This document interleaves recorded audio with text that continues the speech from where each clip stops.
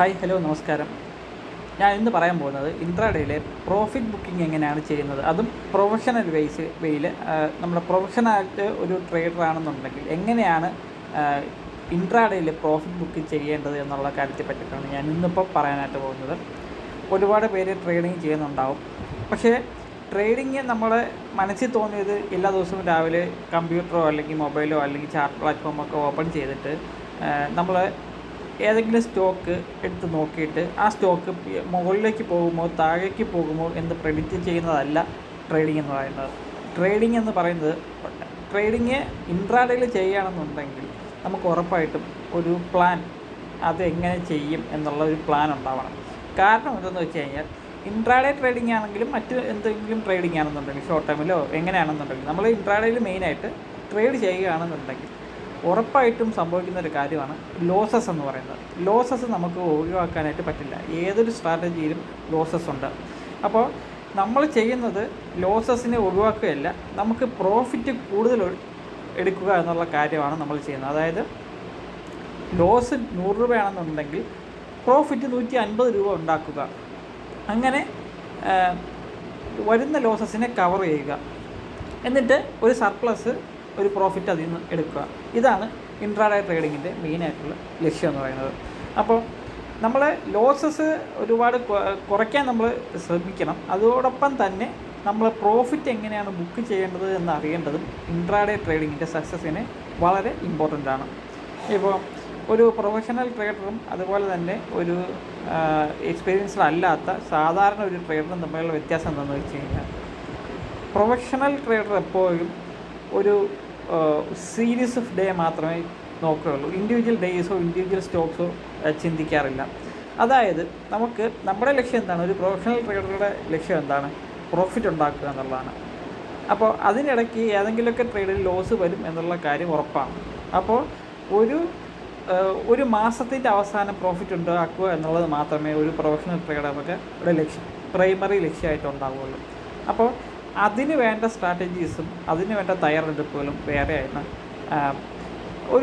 സാധാരണ ഒരു മാർക്കറ്റിലേക്ക് വരുന്ന ഒരാൾ ചെയ്യുന്നത് എന്താണെന്ന് വെച്ച് കഴിഞ്ഞാൽ, എല്ലാ ദിവസവും ലാഭം എടുക്കണം എന്നുള്ള ഒരു തോട്ടാണ് സാധാരണ ഒരു ട്രേഡർക്ക് മനസ്സിലേക്ക് വരാറുള്ളത്.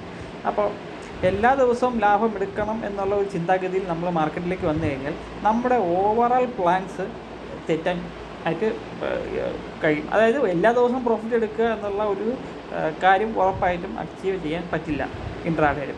അപ്പോൾ അതിലെന്തായാലും പരാജയപ്പെടും. രണ്ടാമത്തെ കാര്യം, മാസാവസാനവും ഒരു പ്രോഫിറ്റ് എടുക്കണം എന്നുള്ള കാര്യത്തിൽ അവർ പരാജയപ്പെടും. കാരണം എന്താണെന്ന് വെച്ച് കഴിഞ്ഞാൽ അതിലവർ കോൺസെൻട്രേറ്റ് ചെയ്യുന്നില്ല. എല്ലാ ദിവസവും പ്രോഫിറ്റ് എടുക്കണം എന്നുള്ള ഒരു കാര്യത്തിലേക്ക് അവർ കോൺസെൻട്രേറ്റ് ചെയ്താലും സക്സസ് ആവാൻ പറ്റില്ല. അപ്പോൾ നമ്മൾ സക്സസ് ആവാൻ പറ്റാത്ത കാര്യത്തിൻ്റെ പുറകെ പോകുന്നതിനേക്കാൾ നല്ലത് നമുക്ക് സക്സസ് ആവാൻ പറ്റുന്ന നമ്മുടെ അഡ്വാൻറ്റേജസ് എന്താണ്, നമ്മുടെ ഡിസ്അഡ്വാൻറ്റേജസ് എന്താണ് എന്ന് നമ്മൾ അറിയണം. ഇൻട്രാഡേ ട്രേഡിങ്ങിൽ ഗുണങ്ങളുണ്ട്, ദോഷങ്ങളുണ്ട്. അപ്പം നമ്മൾ ദോഷങ്ങളുടെ പുറകെ പോകാതെ ദോഷങ്ങളെ മാക്സിമം സപ്രസ് ചെയ്യാനും അതുപോലെ തന്നെ നമ്മുടെ ഗുണങ്ങൾ എന്താണ് അതിനെ നമ്മൾ ആധാരമാക്കിയിട്ട് പ്രവർത്തിക്കാനും കഴിഞ്ഞാൽ മാത്രമേ നമുക്ക് ഇൻട്രാഡേയിൽ പ്രോഫിറ്റ് ഉണ്ടാക്കാനായിട്ട് പറ്റൂ. അതിൽ ഒരുപാട് കാര്യങ്ങളുണ്ട്. മണി മാനേജ്മെൻ്റ് ഉണ്ട്, സ്റ്റോക്ക് സെലക്ഷൻ ഉണ്ട്, ഓവറോൾ സ്ട്രാറ്റജി ഉണ്ട്. അപ്പോൾ ഇതിൻ്റെയൊക്കെ ഒരു സിങ്കിങ് ആണ്, ഒരു ചേരലാണ് നമ്മുടെ ഇൻട്രാഡേ ട്രേഡിങ്ങിൻ്റെ സക്സസ്സും അതുപോലെ തന്നെ ഫെയിലിയറൊക്കെ ഡിപ്പെൻഡ് ചെയ്തിരിക്കുന്നത്. അപ്പോൾ അതിലൊരു കാര്യമാണ് ഇന്ന് പറയാൻ പോകുന്നത്, പ്രോഫിറ്റ് ബുക്കിംഗ്. എങ്ങനെയാണ് പ്രോഫിറ്റ് ബുക്കിങ്ങിൻ്റെ ഒരു കാര്യം എന്താണെന്ന് വെച്ച് കഴിഞ്ഞാൽ, നമ്മൾ പ്രോഫിറ്റ് ബുക്കിംഗ് നമുക്ക് വരുന്ന പ്രോഫിറ്റ് ഞാൻ പറഞ്ഞില്ല, 100 രൂപ ലോസ് വന്നു കഴിഞ്ഞാൽ നമുക്ക് 150 രൂപ പ്രോഫിറ്റ് എടുക്കാൻ കഴിഞ്ഞാൽ മാത്രമേ നമുക്ക് ഓവറോൾ പ്രോഫിറ്റ് ആവാനായിട്ട് പറ്റുള്ളൂ. മറിച്ച് 100 രൂപ ലോസ് വന്നിട്ട് നമ്മൾ ബുക്ക് ചെയ്യുന്ന പ്രോഫിറ്റ് 50 രൂപയാണെന്നുണ്ടെങ്കിൽ നമുക്കതിൽ പ്രോഫിറ്റ് ഉണ്ടാവില്ല. നമുക്ക് 50 രൂപ ലോസ് മാത്രമേ ഉണ്ടാവുള്ളൂ. ഇനി നമ്മുടെ പ്രോഫിറ്റ് എടുക്കുന്നത് ഒരുപാട് കുറഞ്ഞു പോയി കഴിഞ്ഞാൽ, അതായത് 50 രൂപ ആയി പോയി കഴിഞ്ഞാൽ നമുക്ക് 50 രൂപ ലോസ് വരും, അത് ഉറപ്പാണ്. നമ്മൾ പ്രോഫിറ്റ് എടുക്കുന്ന ഒരുപാട് കൂടിപ്പോയി കഴിഞ്ഞാലോ നമ്മൾ ടാർഗറ്റ് ഹിറ്റ് ചെയ്യില്ല. അപ്പോൾ ഇതിനിടയ്ക്ക് ഒരു ബാലൻസ് ഉണ്ട്. ഒരുപാട് കൂടാനും പാടില്ല, ഒരുപാട് കുറയാനും പാടില്ല. അത് സ്റ്റോപ്പ് ലോസിൻ്റെ കാര്യമാണെന്നുണ്ടെങ്കിലും പ്രോഫിറ്റ് ബുക്കിങ്ങിൻ്റെ കാര്യത്തിലാണെന്നുണ്ടെങ്കിലും അങ്ങനെയാണ്. ഒരുപാട് നമ്മൾ ടാർഗറ്റാണ് സെറ്റ് ചെയ്യുന്നുണ്ടെങ്കിലും അതുപോലെ തന്നെ സ്റ്റോപ്പ് ലോസാണ് സെറ്റ് ചെയ്യുന്നുണ്ടെങ്കിലും ഒരുപാട് കൂടാനും പാടില്ല, ഒരുപാട് കുറയാനും പാടില്ല. അതിനിടയ്ക്കുള്ള കറക്റ്റുള്ള പെർഫെക്റ്റ് ആയിട്ടുള്ളൊരു ബാലൻസ് ഉണ്ട്. അതിനകത്ത് ഒരു ബാലൻസ്, അതിനകത്തൊരു പോയിൻ്റ് ആയിരിക്കും നമുക്ക് ഈ ഒരു സക്സസ്ഫുൾ ട്രേഡിങ്ങിനായിട്ട് ഉപയോഗിക്കാനായിട്ട് പറ്റുന്ന. അപ്പോൾ അതെങ്ങനെയാണ് കണ്ടുപിടിക്കുന്നത് എന്നുള്ളതാണ് ഞാൻ ഇന്ന് പറയാൻ പോകുന്നത്. സ്ട്രാറ്റജി പലതും നമ്മൾ പറഞ്ഞിട്ടുണ്ട്, സ്ട്രാറ്റജിയുടെ കാര്യം പറയുന്നില്ല. അപ്പോൾ ഏതൊരു സ്ട്രാറ്റജി വേണമെങ്കിലും നമുക്കെടുക്കാം. ആദ്യം നമ്മൾ ചെയ്യേണ്ടത് നമ്മൾ ഉപയോഗിക്കുന്ന സ്ട്രാറ്റജി ആണെന്ന് നോക്കുക. ഒരു സ്ട്രാറ്റജി ഇല്ലാത്തവർ ഉറപ്പായിട്ടും ഡെവലപ്പ് ചെയ്യുക. അപ്പോൾ സ്ട്രാറ്റജി നമുക്ക് ഇപ്പോൾ ഫോർ എക്സാമ്പിൾ എന്തെങ്കിലും ഒരു സ്ട്രാറ്റജി നമ്മുടെ ഗ്രൂപ്പിൽ നമ്മുടെ ചാനലിൽ തന്നെ ഒരുപാട് സ്ട്രാറ്റജീസ് നമ്മൾ ഇംപ്ലിമെൻറ്റ് ചെയ്തിട്ടുണ്ട്. അപ്പോൾ ആദ്യം ആ സ്ട്രാറ്റജി ചെയ്യുന്നതിന് മുമ്പ് ആ ഒരു സ്ട്രാറ്റജിയുടെ സക്സസ് റേറ്റ് എത്രയാണ് എന്നുള്ളത് മനസ്സിലാക്കിയാണ് ആദ്യത്തെ ജോലി എന്ന് പറയുന്നത്. സക്സസ് റേറ്റ് എന്തിനാണെന്ന് മനസ്സിലാക്കുന്നത് ചോദിച്ചു കഴിഞ്ഞാൽ സക്സസ് റേറ്റിനെ ഡിപ്പെൻഡ് ചെയ്തിരിക്കും നമ്മുടെ ടാർഗറ്റ് എത്ര വയ്ക്കണം, നമ്മുടെ സ്റ്റോപ്പ് ലോസ് എങ്ങനെയാണ്, നമ്മുടെ പ്രോഫിറ്റ് എത്ര ബുക്ക് ചെയ്യണം, ഈ ഒരു സ്ട്രാറ്റജി നമുക്ക് യൂസ്ഫുള്ളാണോ എന്നൊക്കെ നമ്മൾ ചിന്തിക്കേണ്ടത്. അത് സക്സസ് റേറ്റ് നമുക്ക് തിയററ്റിക്കലി ജസ്റ്റ് ഒന്ന് ഒരു ട്രേഡ് എടുത്തു കഴിഞ്ഞാൽ ഇതിനുള്ള സാധ്യത എത്രയാണെന്നുള്ള ഏകദേശം ഐഡിയ കിട്ടും. ഈ ഒരു ഒരു ഐഡിയ വെച്ച് തന്നെ നമുക്ക് മനസ്സിലാവും ഈ ഒരു സ്ട്രാറ്റജി വിജയിക്കാനുള്ള ഒരു സാധ്യത എത്രയാണെന്ന് നമുക്ക് അറിയാനായിട്ട് പറ്റും. പക്ഷേ നമുക്ക് കൃത്യമായ കണക്ക് വേണമെന്നുണ്ടെങ്കിൽ നമ്മളൊരു 10 ദിവസം ട്രേഡ് ചെയ്ത് നോക്കുക. 10 ദിവസം സെയിം സ്ട്രാറ്റജി വെച്ച് ട്രേഡ് ചെയ്ത് നോക്കുക. ചെറിയ എമൗണ്ടിൽ, വളരെ മിനിമം എമൗണ്ടിൽ നമുക്ക് ആ ഒരു സക്സസ് റേറ്റ് അറിയാൻ വേണ്ടി മാത്രം. അപ്പോൾ സക്സസ് റേറ്റ് എന്നിട്ട് 10 ദിവസം കഴിയുമ്പോഴത്തേക്ക് അതൊരു പേപ്പറിൽ കുറിച്ച് വയ്ക്കുക. എന്നിട്ട് രണ്ടാമത് ചെയ്യേണ്ട കാര്യം, എത്ര ട്രേഡ് നമുക്ക് ആ ഒരു സ്ട്രാറ്റജി വെച്ചിട്ട് ലാഭം ഉണ്ടായി, എത്ര ട്രേഡ് നമുക്ക് നഷ്ടമുണ്ടായി എന്നുള്ളത് അളന്ന് വയ്ക്കുക, അല്ലെങ്കിൽ കുറിച്ച് വയ്ക്കുക. സ്ട്രാറ്റജി ഉപയോഗിച്ചിട്ട് എത്ര ട്രേഡ് നമുക്ക് ലാഭം ഉണ്ടായി, എത്ര ട്രേഡ് നഷ്ടമുണ്ടായി. അപ്പോൾ 10 ട്രേഡ് ചെയ്ത് കഴിഞ്ഞാൽ 5 ട്രേഡ് ലാഭം 5 ട്രേഡ് നഷ്ടമാണ് എന്നുണ്ടെങ്കിൽ 50-50 ആണ്. അപ്പോൾ 5-5 കൂടുതലോ സക്സസ് റേറ്റ് ഉണ്ടെങ്കിൽ, അതായത് നമ്മൾ 10 ട്രേഡ് എടുത്തിട്ട് 5 ട്രേഡോ അതിൽ കൂടുതലോ പ്രോഫിറ്റബിൾ ആണ് എന്നുണ്ടെങ്കിൽ നമ്മൾ ചെയ്യേണ്ട കാര്യം എന്താണെന്ന് വെച്ച് കഴിഞ്ഞാൽ നമ്മുടെ റിസ്ക് ടു റിവാർഡ് റേഷ്യോ, അതായത് നമുക്ക് 1 രൂപ നഷ്ടം വരികയാണെന്നുണ്ടെങ്കിൽ നമുക്ക് 1.2 രൂപയിലും താഴെ ആയിരിക്കണം നമ്മുടെ ടാർഗറ്റ് സെറ്റ് ചെയ്യുന്നത്. അല്ലാന്നുണ്ടെങ്കിൽ എന്ത് സംഭവിക്കുമെന്ന് വെച്ച് കഴിഞ്ഞാൽ അതിൽ കൂടുതൽ നമ്മൾ ടാർഗറ്റ്, ഇപ്പോൾ നമ്മൾ 1 രൂപ സ്റ്റോപ്പ് ലോസും വെച്ച് 50 രൂപ ടാർഗറ്റ് വെച്ച് കഴിഞ്ഞാൽ ആ 1 രൂപ എപ്പോഴും ഹിറ്റ് ചെയ്യാനായിരിക്കും സാധ്യത കൂടുതലുള്ളത്. 50 രൂപ ചിലപ്പോൾ ഹിറ്റ് ചെയ്തെന്നിരിക്കും, പക്ഷേ അത് ചിലപ്പോൾ ഒരു 100 ദിവസം കഴിഞ്ഞിട്ട് ഓരോ ദിവസത്തിലൂടെയായിരിക്കും ചിലപ്പോൾ അങ്ങനെ സംഭവിച്ചുകൊണ്ടിരിക്കുന്നത്. ആ ഒരു ടൈം ഡ്യൂറേഷൻ ഒരുപാട് വലുതായി പോകും. അപ്പോൾ നമ്മൾ അതിൻ്റെ സക്സസ് റേറ്റ് എത്രയാണെന്ന് വെച്ച് കഴിഞ്ഞാൽ ഇപ്പോൾ 1:2 ആണെന്നുണ്ടെങ്കിൽ ഒരു 0.50% നമ്മുടെ ചാർജസും മറ്റു കാര്യങ്ങളൊക്കെ പോയി കഴിഞ്ഞാലും ബാക്കി 0.5 നമുക്ക് പ്രോഫിറ്റായിട്ട് എടുക്കാനായിട്ട് പറ്റും. ഇനി ഇത് 5 ആണെങ്കിലാണ് 10ൽ 50% നമ്മുടെ സക്സസ് റേറ്റ് എങ്കിലാണ്.